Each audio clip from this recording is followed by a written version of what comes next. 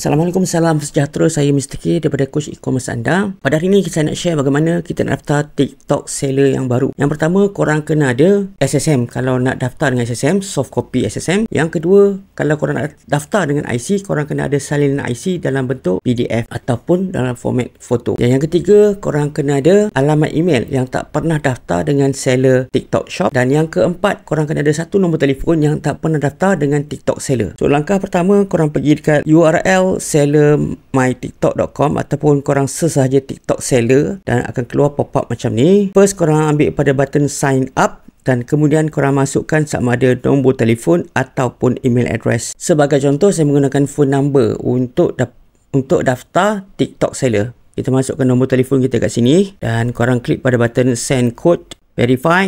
Selepas korang masukkan nombor telefon yang tak pernah digunakan dalam TikTok seller, korang akan dapat verification daripada WhatsApp. Setelah dapat notification, korang just masukkan dia punya code number dan korang buatlah satu password baru untuk TikTok Shop ni. Sebab dia mesti ada huruf, nombor, huruf besar dan kecil, nombor dan juga special character. Confirmkan balik password dan klik pada button sign up. Sampai dekat sini kita akan select sama ada individual ataupun corporate. Kalau individual maksudnya you all kena upload IC depan dan belakang. Kalau corporate kita kena masukkan SSM, muka depan dan juga helaian yang ke belakang yang 2 atau 3 helai lagi tu. Masukkan nama kedai. Nama kedai ni nama macam nama signboard. Maksudnya tak semestinya sama dengan SSM nama dia. Asalkan nama tu tak diambil oleh seller yang lain. Dan scroll ke bawah, korang upload korang punya SSM dekat sini, klik sekali dan korang masukkan lagi dia punya helaian seterusnya iaitu detail mengenai SSM. Okey, lengkap, scroll ke bawah lagi dan kemudian automatic sistem akan detect nama syarikat yang berdaftar dengan SSM dan juga nombor SSM. Okey, kat sini saya akan padam ni sebab takut dia keliru sebab nombor SSM ada dua, satu yang baru dan satu lagi dalam kurungan. Terusnya kita tekan button ke bawah, kita scroll ke bawah, ada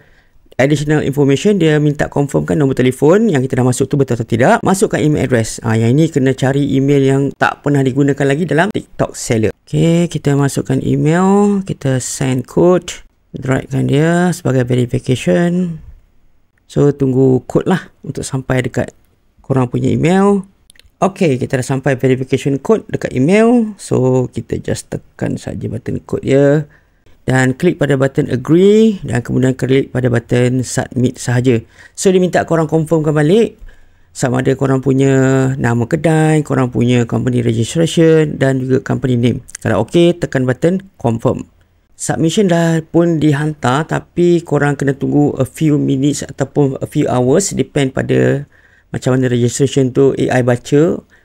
Jadi kalau cepat mungkin dalam a few minutes, kalau lambat mungkin a few hours.